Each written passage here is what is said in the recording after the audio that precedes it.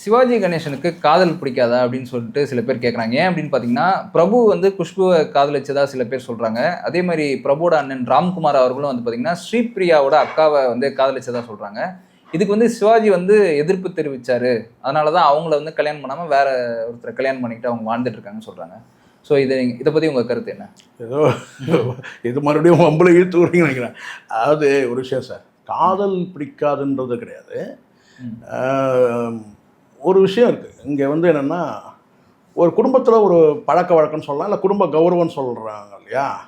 அது வந்து என்ன கேட்டால், பெரும்பாலும் கேட்டால் வந்து பழமைவாதிகள் சொல்கிறத விட கேட்டால் வந்து என்னதான் நீங்கள் முற்போக்குவாதியாக இருந்தாலும் கூட, ஒரு குடும்பத்தில் வந்து ஒரு பழக்க வழக்கத்தை மெயின்டைன் பண்ணுறாங்கன்னு வச்சுங்களேன், அதை நீங்கள் கடந்து போக முடியாது.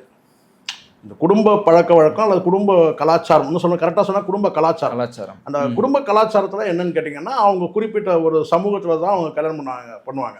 பெரிய சாதி வெளியெலாம் இருக்காது. ஆனால் வந்து அந்த குடும்ப வழக்கப்படி, குடும்ப கலாச்சாரப்படின்னு கேட்டிங்கன்னா, சொந்தத்தில் கல்யாணம் பண்ணுவாங்க, உறவு விட்டு போயிடக்கூடாதுன்றதுக்காக, இல்லை சொந்த சாதி சனத்தில் கல்யாணம் பண்ணுவாங்க. சாதின்றது இருக்க தானே செய்யுது.